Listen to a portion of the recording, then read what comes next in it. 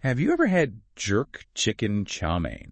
I mean, it's kind of crazy, right? You got the smoky jerk chicken and those delicious noodles all in one dish. It really is a fascinating fusion, isn't it? A total culinary mind bender. Well, that dish actually hints at the incredible story we're diving into today, the history and culture of Chinese Jamaicans. Absolutely. And it's a community that's been thriving in Jamaica since the mid-19th century. Talk about a long and rich history. So to understand this community, let's go back in time to the 1850s. Yeah. What brought those very first Chinese immigrants to Jamaica? Well, imagine China in the mid-1800s. After the Opium Wars, there was poverty and economic instability all over, especially in southeastern coastal China. Right, see. Yes, see. And for many, leaving China was just a matter of survival. So they're looking for a better life, and they end up in Jamaica. What was it like for them? It must have been such a culture shock. Oh, you can imagine. It was a grueling journey across the ocean. It must have been cramped and difficult conditions. So when was that first arrival? The first documented group actually arrived on July 30th, 1854. Oh, wow. On a ship called the Epsom. The Epsom? It set sail from Hong Kong with 224 laborers on board. Wow. And then just a few months later, in November, another ship, the Vampire, arrived. The Vampire? Carrying 197 workers. They were originally headed to Panama. Oh, really? But they had to be diverted because of a yellow fever outbreak. Oh, wow. So not exactly the smoothest of starts. Yeah, no, not at all. And when they finally got to Jamaica, what was the reception like? Well, unfortunately, it wasn't exactly a warm welcome. Oh, no. No. These early immigrants ended up working on sugar plantations. The work was grueling, and the pay was minimal. I can't imagine. And on top of that, there was a lot of suspicion and prejudice, because of those differences. Oh, yeah, the cultural and linguistic differences. Yeah, it really was a difficult time for those early immigrants. It's heartbreaking to even think about those challenges. Yeah. But you said this community thrived, so how did they manage to overcome all of that? Well, it's incredible. It's a real testament to their resilience and their adaptability. Many of those immigrants, despite those early struggles, transitioned to entrepreneurship. Wow. They started opening small businesses, creating networks of support. They really established themselves as integral members of Jamaican society. That's amazing. And I understand there's an organization that played a key role in this. Something about a benevolent association. Absolutely. In 1891, the Chinese Benevolent Association was established. It really was a lifeline for all those new immigrants, providing support, fostering a sense of community, and a big part of their work was preserving Chinese traditions and cultural practices. Oh, that's so important. So we've got this vibrant community taking root in Jamaica. But let's be honest, everyone really wants to know about the food, right? How did we get from traditional Chinese cuisine to this mind-blowing fusion of jerk chicken and chow mein? Ah, yes, the culinary magic. It's as intriguing as it is delicious.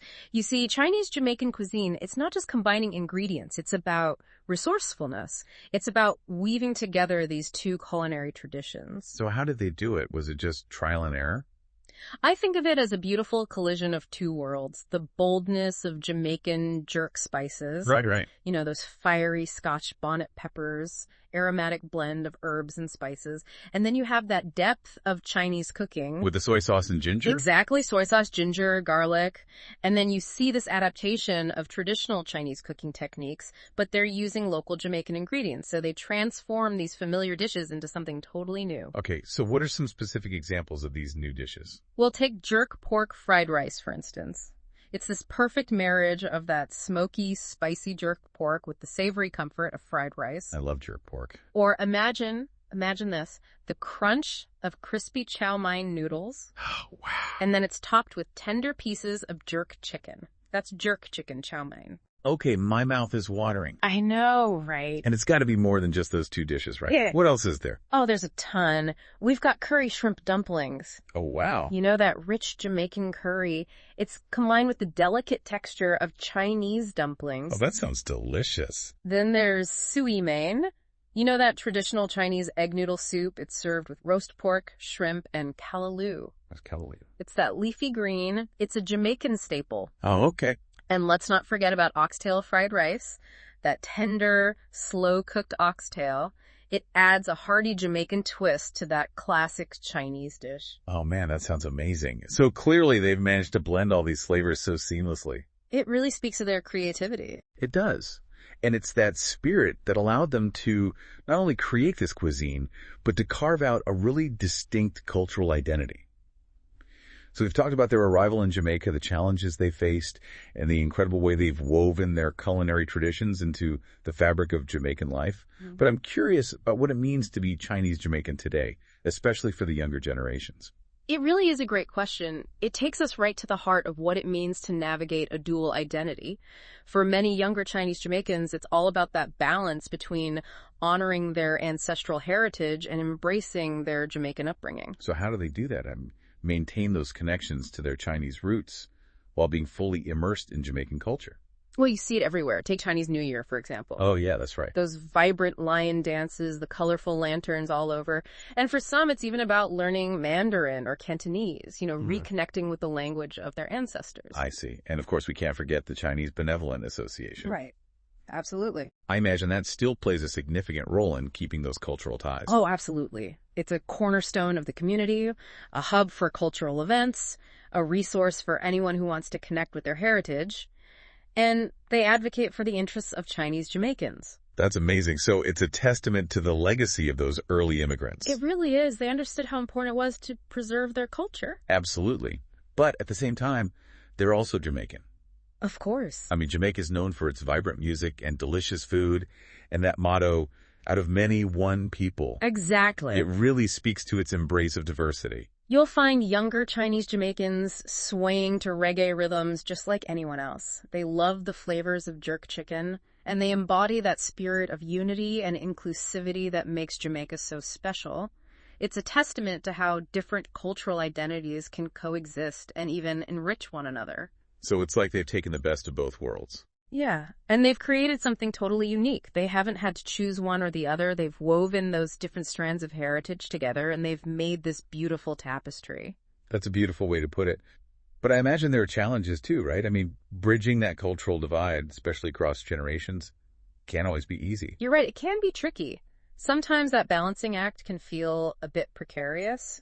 Yeah. There's the risk of losing touch with those traditions as generations pass. And there are definitely some misunderstandings that pop up sometimes, especially when you've got those different cultural values and expectations coming into play.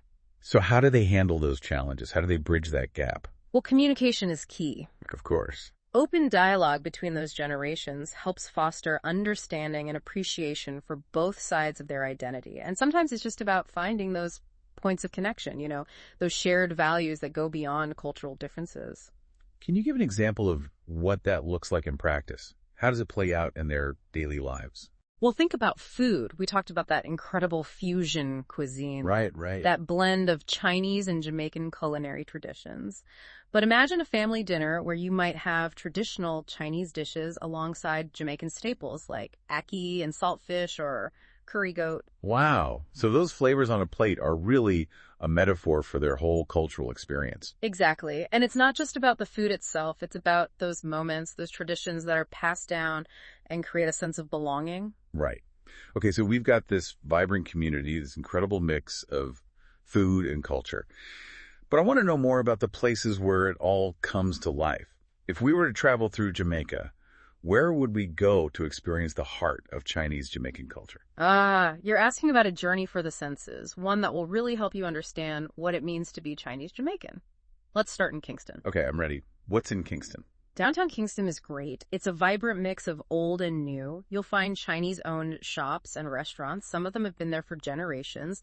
It's a testament to that entrepreneurial spirit we talked about. I see. And I hear Kingston even has a Chinatown. It does. It might not be as sprawling as some other Chinatowns, but it's really amazing. It's full of shops with everything you could imagine. Herbs and spices, clothing, crafts. You can find authentic Chinese dim sum and all sorts of ingredients for your own culinary adventures. It sounds incredible. What else should we see in Kingston? You can't miss the Chinese Benevolent Association building. Oh, right, of course. It's a beautiful example of traditional Chinese architecture, and inside they have a museum that's dedicated to the history and culture of the Chinese Jamaican community. So we can learn even more about their story. What about other parts of the island? Are there any hidden gems we should check out? Oh yeah, tons. If you go outside of Kingston, you'll find that Chinese Jamaican culture is everywhere. Take Spanish Town. Okay, Spanish Town. It's one of the oldest towns in Jamaica, and it has a big Chinese Jamaican population and a rich history. You'll find shops and businesses that have been passed down for generations. So it's like stepping back in time. Exactly. And the food scene there is amazing. You'll find all sorts of variations on traditional Chinese dishes, but they've been adapted to include Jamaican ingredients and flavors. It sounds like an amazing culinary experience. Oh, yeah. Okay, so we've explored Kingston and Spanish Town, but I feel like we need to visit Montego Bay too. Absolutely. You can't go to Jamaica without visiting Montego Bay. It's a tourist hub, but beyond those beaches and resorts, there's a thriving Chinese Jamaican community. Amazing. And what about the food scene there? Get ready for a fusion feast. Montego Bay is known for its Chinese Jamaican restaurants. Okay. They all have their own unique spin on those classic dishes we talked about earlier. The jerk pork fried rice. Yeah. Jerk chicken chow mein. Yes. All of it. And these restaurants are more than just places to eat. Oh, really? Yeah, they're gathering places for the community. They're places where families and friends share stories and celebrate traditions. It's a reminder that food is more than just sustenance. It's an expression of culture and identity. So Montego Bay is this perfect blend of traditional and modern. That's so cool. It's incredible to think that this culture and cuisine has its roots in those very first Chinese immigrants who arrived over 150 years ago. It is, isn't it? And they endured so much adversity. It really speaks to the human spirit, that ability to adapt and create something new. Absolutely. It makes you wonder, though, are there any places we can go to learn about those early days, like a place to remember those pioneers? You should visit the Chinese cemetery in Kingston. It's a place for quiet remembrance. It's a testament to all the generations who came before and a reminder of the sacrifices they made. It's so important to remember that history is about real people. It is. It really is. And when you visit the cemetery, it's like coming full circle. We started this whole journey by talking about those early immigrants, and here we are reminded of the legacy they left behind. It's amazing. And they're still shaping the cultural landscape of Jamaica today. That's right. And it just goes to show that the Chinese Jamaican story is about so much more than just one community. It's about human resilience, adaptation, and creating something beautiful from what seemed like disparate parts. It's really fascinating, isn't it? As we talk about this Chinese Jamaican experience, I keep thinking about all those other diaspora communities around the world. They've all had these challenges and triumphs. Yeah, you see it over and over again, these themes of resilience, adaptation, cultural fusion. They're everywhere. And it makes you realize those stories, while they're all unique in their own way, they echo each other. It's true, like the Irish in America or the Indians in the Caribbean, Italians in Argentina. You see that same migration, that cultural exchange, the creation of new identities. It really speaks to the interconnectedness of the human experience, doesn't it? Absolutely. And it shows the power of culture to connect us. So for our listeners who are totally into this story right now, and I know I am, what are some ways they can learn more about Chinese Jamaican culture? Well, the most immersive experience would be to actually go to Jamaica. Oh, yeah, of course. There's nothing like being there, taking in those sights and sounds and the food, of course.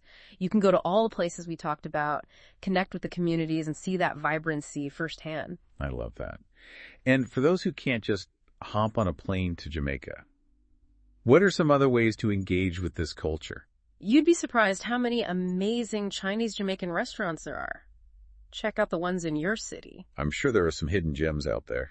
And even if there aren't any restaurants nearby, you can explore the cuisine at home. Just look online. There are tons of recipes and cookbooks. That's such a good idea.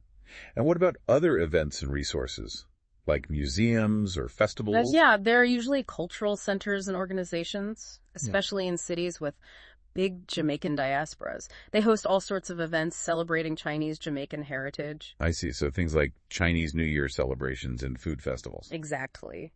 And even film screenings. Keep your eyes open. So there's really a lot to discover. For those who are ready to dive into Chinese Jamaican culture, what's one last thought you'd leave them with? I would say, think about how this story connects with your own life. Have you had similar cultural encounters? What parallels do you see? Does this challenge any of your assumptions about identity and culture? And ultimately, what can we all learn from the Chinese Jamaican experience about human resilience? About creating something beautiful from all these different pieces. That's a great point. The Chinese Jamaican story is such a testament to the human spirit. Those incredible things that can happen when cultures come together and create something brand new. It's a story that tells us to embrace diversity and challenge our own assumptions. And who knows? Maybe this will inspire you to explore even more of the world's amazing cultures. And on that note, we'll wrap things up. Thanks for listening to this deep dive into the world of Chinese Jamaican history and culture.